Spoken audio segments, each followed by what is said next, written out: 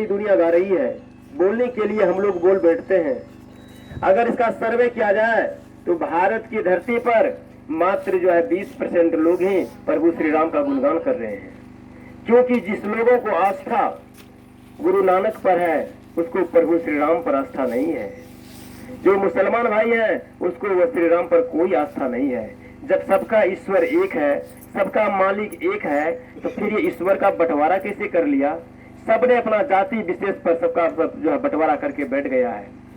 इस बात को लेकर चराचर के जो मालिक होते हैं, सर्वस्व होते हैं, सर्वव्यापी होते हैं, अखंड होते हैं, अनुपम होते हैं, वो महान हस्तियों ने इस धाराधाम पर हम आप लोगों के ऐसे अबोध बच्चे को समझाने के लिए मास्टर यानी गुरु के रूप में संतों को इस धाराधाम पर उतार दिए, दसों बादशाह को उतार दिए। महर्षि में ही कबीर, दयानंद, विवेकानंद, स्वामी तीर्थसूर, तुलसी, कबीर, नानक, बुद्ध सबको उतार दिए।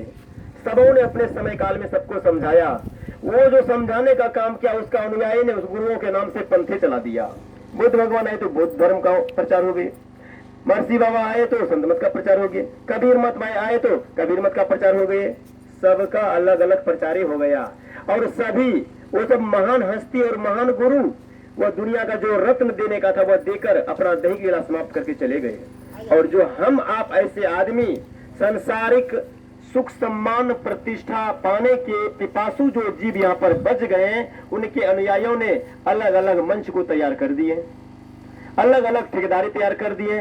ये भारत जो है धर्म के नाम पर इतना खंड खंड में बट गया जो कि आप ठीक ठीक आज उंगली पर गिन नहीं पाएंगे, इतने लोग बट गए।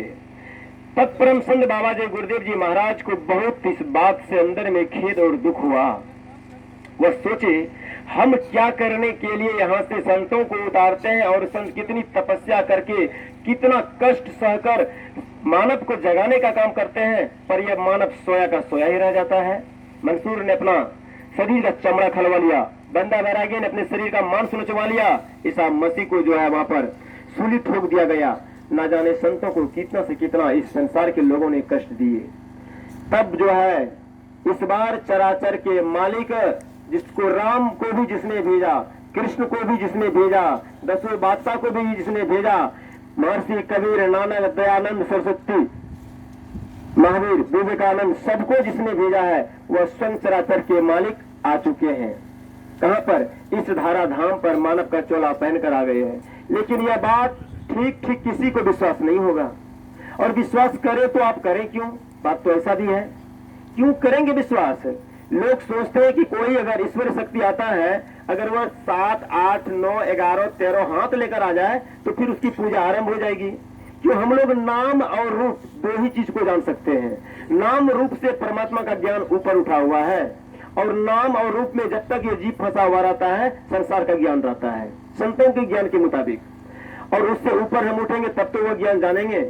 वह चराचर के मालिक ने देखा कि एक भी जीव पार उतरने वाला है नहीं, और कलयुग के प्रथम चरण में ही इतना पाप हो गया है, इतना पाप हो गया है, और वही पाप का कारण है कि परमात्मा ने मौज किया है अपना कलयुग में सतयुग 1000 वर्ष को लाने के लिए। जिस समय हम आप नेताजी सुभाष चंद्र बोस, बाबा जय गुरुदेव प्रभु जी का नाम भी नहीं सुने थे, उससे पहले आज से साढ़े 500 वर्ष पूर्व के संत हुए सूरदास और रविदास। सूरदास और रविदास ने पहले वो अपना भविष्यवाणी में कर दिए थे, इशारा उसका बाबा जय गुरुदेव की तरफ हो चुका था। उसी समय में आने वाले समय में जो पुत्र होता है पूर्ण आज्ञाकारी, जो स्वयं परमात्मा के घर से आते हैं इस धाराधाम पर मृत्यु भुवन में जीवों को जगाने के लिए, उसको यह भी पता होता है कि मेरा पिता भी कभी न कभी यहाँ आने वाले हैं। हमारे कहने पर अगर नहीं मानेंगे तो मेरा पिता आकर दुनिया वालों को समझा देगा। तो सूरदास रविदास की भविष्यवाणी है। रविदास कहे थे परिवर्तन कौन करेगा? जो जीते जी कई बार मरेगा, छदम भेष में भटकेगा, युग परिवर्तन के लिए चलाएगा प्रबल तूफान। युग परिवर्तन के लिए प्रबल तूफान चलाएगा हुआ, वही करेगा कलयुग में सतयुग का निर्माण। ठीक ना? नेता मंत्री अधिकारी को जान बचाना होगा भारी, मैदान छोड़ सब भाग जाएंगे, अपने अपने घर दुबकेंगे, फिर अपनी जान नहीं बचा पाएंगे। ये कौन कह रहे हैं? ये रविदास कह रहे हैं, आज से साढ़े 500 वर्ष के पूर्व के संत।